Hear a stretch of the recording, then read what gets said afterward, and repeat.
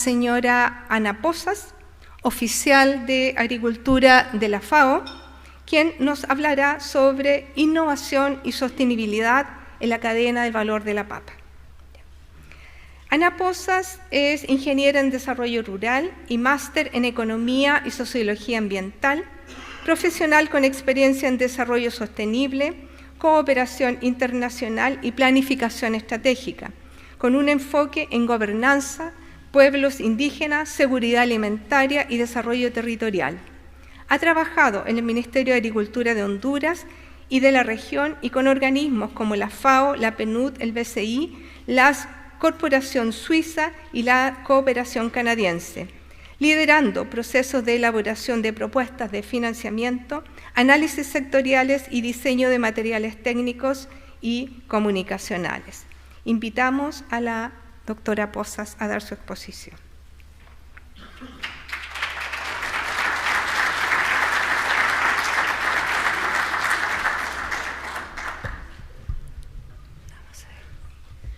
Buenas tardes, ¿cómo están? Muchas gracias por la invitación. Un saludo a cada uno de ustedes, en particular a las autoridades que nos acompañan. Yo voy a tratar de dar un panorama más global, más estratégico de lo que es la papa y sobre todo ojalá con un enfoque de cadena y en el marco justamente de lo que trata la charla, del surco a la mesa. En el marco de eso, por favor, ya algunos de ustedes, los que me antecedieron, hablaron un poquito de lo que es la papa y la relevancia de la papa. La papa, como bien dicen, fue domesticada, se calcula, hace 8.000 años en el altiplano andino.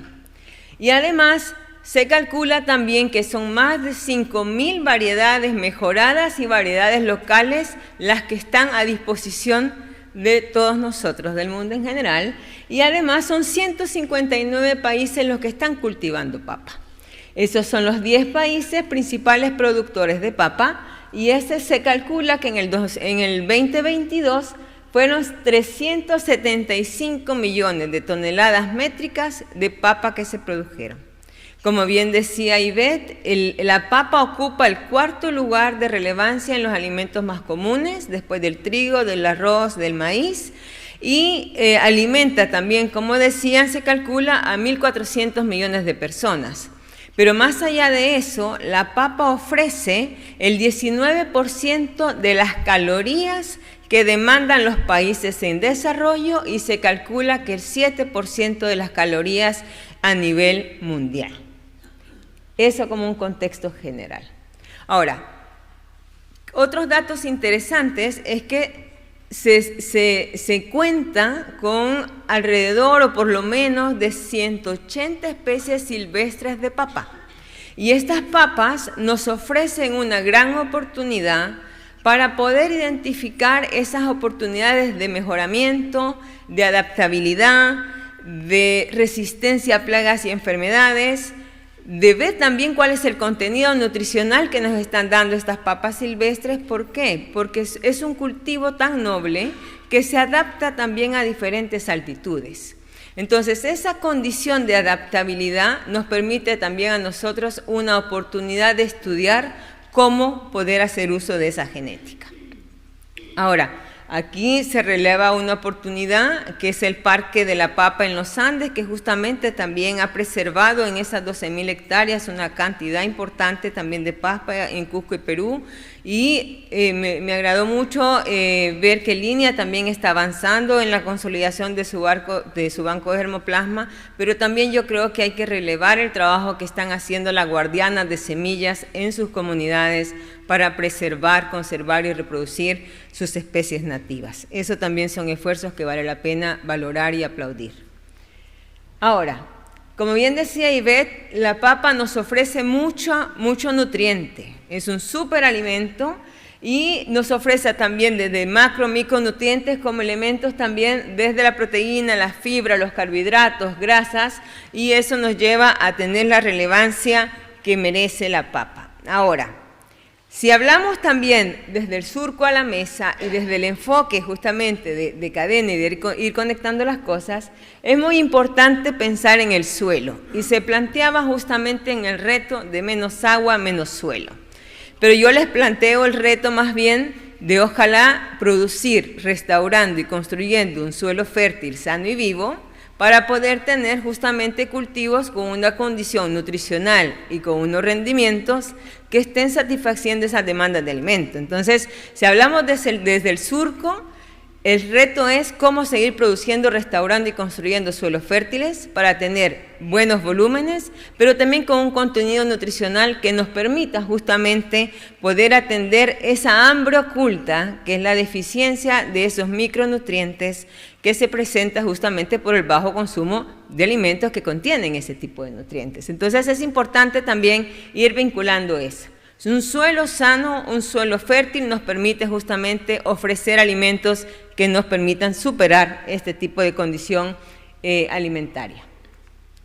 Muy bien, ahora la papa es un superalimento, pero la papa también hay que ubicarla en un contexto de una dieta saludable. Y eso es importante entonces ver qué es una dieta saludable. Y la dieta saludable está compuesta justamente por esos 4 elementos.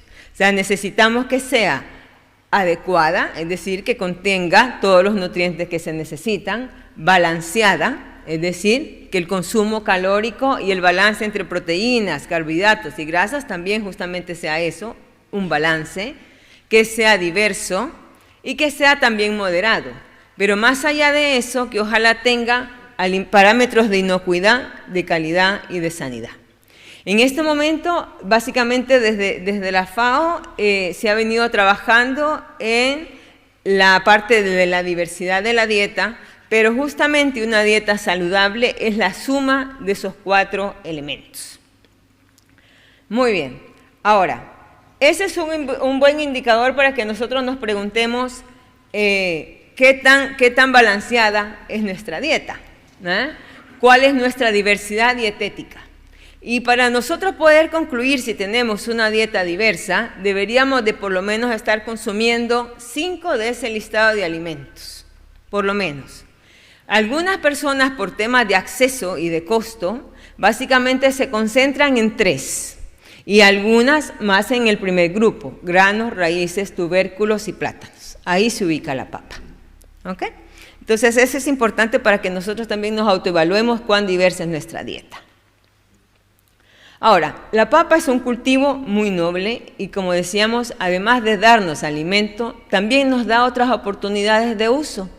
Y la papa, entonces, en ese sentido, nos presenta oportunidades para trabajarla desde la parte industrial, ya sea como adhesivo, como empaques, en los plásticos, y también nos ofrece otras oportunidades alimenticias desde la parte más ganadera, sobre todo desde la parte de los cerdos.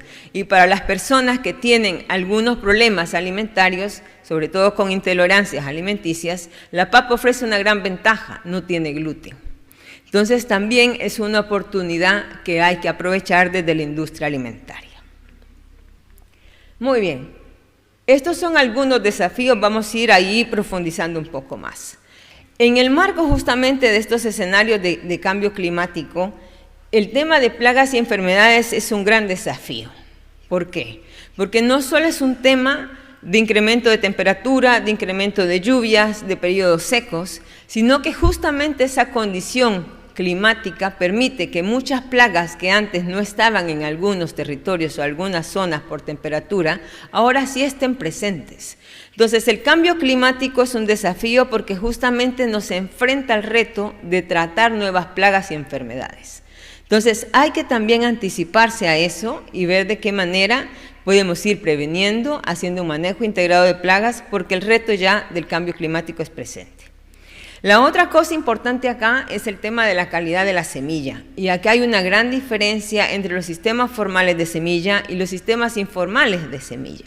Entonces, ¿cuáles son las capacidades justamente que tienen sobre todo pequeños productores para poder llegar a producir con parámetros y los protocolos que se tienen que cumplir para considerar aquello como una semilla de papa con calidad? Ese es un gran desafío. Y acá yo creo que otro desafío en el marco de lo que están haciendo las guardianas de semillas es justamente eso. cómo seguir multiplicando esas variedades nativas, cómo rescatar esas variedades nativas. Y hay un riesgo generacional que acompaña este desafío, el hecho de que cada vez hay menos jóvenes interesados en el trabajo de la agricultura. Entonces hay un desafío ahí también complejo que hay que abordar, y justamente en el marco de la preservación de estas variedades de papa y de lo que implica eso, hay que tratarlo a tiempo. La otra cosa es el tema del almacenamiento. O sea, aquí no solo es un tema de producción, sino que si estamos hablando de cadena hay que pasar justamente al otro eslabón, el almacenamiento. Y en el marco del almacenamiento se calcula que las pérdidas oscilan entre los 17 y el 40% de pérdidas en almacenamiento, porque justamente las condiciones no están dadas, porque el tipo de almacenamiento que se da no cumple necesariamente con la susceptibilidad que tiene la papa al calor, a la humedad, a las temperaturas. Entonces ahí también hay un desafío de infraestructura, hay un desafío de inversión público-privada importante. Ahora, acá el punto es que no solo estamos perdiendo papa, estamos perdiendo dinero, porque para llegar a esa producción se hizo una inversión en preparación de tierra, se hizo una inversión posiblemente en fertilizantes, posiblemente también en manejo de plagas y enfermedades, y también hay un tema de emisiones de gases de efecto invernadero por un tema justamente de los desperdicios y la descomposición de esos desperdicios. Entonces no solamente estamos desperdiciando papa, estamos desperdiciando comida y estamos también desperdiciando dinero. Entonces hay que ver justamente la complejidad de este desafío, el almacenamiento. La otra cosa aquí es el consumo. Básicamente la mayor parte de la cosecha total está destinada a lo que es consumo doméstico. El trigo, en cambio, el 18%. Aquí vemos que la mayor parte que se consume es producto fresco, y aquí el desafío es cómo nos incursionamos en nuevos productos. ¿Qué otras oportunidades nos da justamente la papa en el marco de, por ejemplo, los cambios de hábito a comidas rápidas, a comidas ya preparadas? Entonces ahí también hay una oportunidad desde el procesamiento y no solamente desde el consumo primario que deberíamos de atender. La otra cosa es la estacionalidad. ¿Cuál tiene más valor? ¿Una papa nueva, una papa vieja, una papa mejor conservada? Entonces ahí otra vez el desafío de almacenamiento viene a acompañar este otro desafío de la varianza de precios por la estacionalidad. Acá hay un tema también de las oportunidades de los pequeños productores. ¿Cuál es el acceso que tienen los pequeños productores a innovaciones, a investigación, a información, justamente a servicios de asistencia técnica y extensión que permitan ir superando esos otros desafíos de las buenas prácticas, del manejo de enfermedades, del manejo de plagas, de ir innovando también en estas formas de almacenamiento que permitan, ojalá, garantizar esa producción, esa cosecha? Entonces ahí también hay un trabajo que hacer. ¿Y cómo escalamos entonces aquellas innovaciones de bajo costo en el marco de los diferentes tipos de productores, sobre todo esos productores familiares o pequeños productores que posiblemente tengan más dificultades en este sentido? Ahora, se calcula, para que ustedes vean, que poder trabajar con mejores condiciones de almacenamiento y sobre todo de ventilación reduciría las pérdidas en 40 millones de toneladas para el 2030, por ejemplo. Entonces no es una cantidad menor.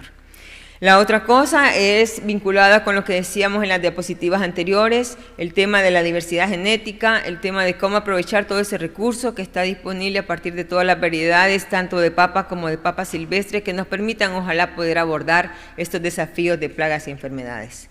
Ya, como habíamos comentado, el tema de cambio climático, el tema de resiliencia, el cómo trabajar de forma de que podamos enfrentarnos y anticiparnos justamente a esos retos que nos está presentando el cambio climático en el marco de la susceptibilidad de la papa, es un tema, pero también hay otros desafíos más vinculados con los precios de los insumos, del combustible, justamente también de esa cadena de suministros, de la escasez de mano de obra. Entonces, si empezamos en un enfoque de cadena, hay otros desafíos complementarios, y terminamos con el tema de un desafío, por mencionar otro, el de otros usos, cómo también aprovechamos a la papa para esos otros usos que mencionamos antes.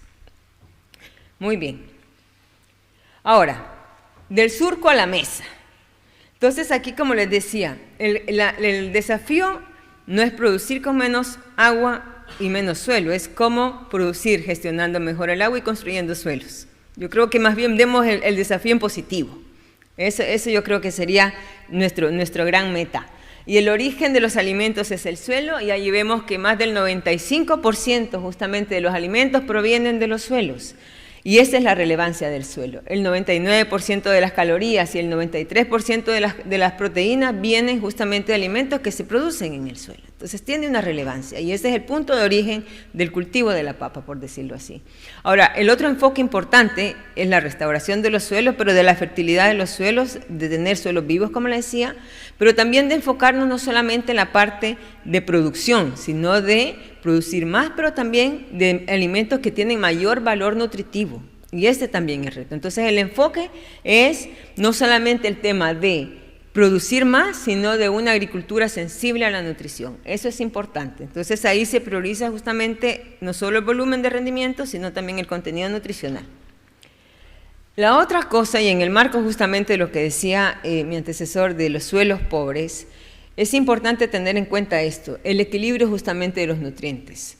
El equilibrio de nutrientes no necesariamente se supera con la aplicación de fertilizantes. Aquí hay que tener un poco, digamos, siempre el sentido de las 4 R's, de una dosis correcta, de un momento correcto, el lugar correcto y la fuente correcta. Entonces aquí hay que ver de qué lado de la balanza estamos, cómo evitamos estar en déficit, cómo evitamos estar en exceso, de forma tal que justamente evitemos o superemos de forma anticipada lo que son las deficiencias, pero también lo que pueden llegar a ser los riesgos de contaminación, de toxicidad de suelo por un uso excesivo de fertilizantes. Entonces, el tema también, como les decía, de ir vinculando las cosas desde el surgo, en este caso la gestión de los suelos, hasta la mesa, que es el contenido nutricional del alimento, todo está completamente encadenado. Si quieren tener un poquito más de información de parte de la FAO en lo que responde a lo que es la papa, estos son algunos links que les pueden servir. Quedo a sus órdenes en caso de tener preguntas. Muchas gracias.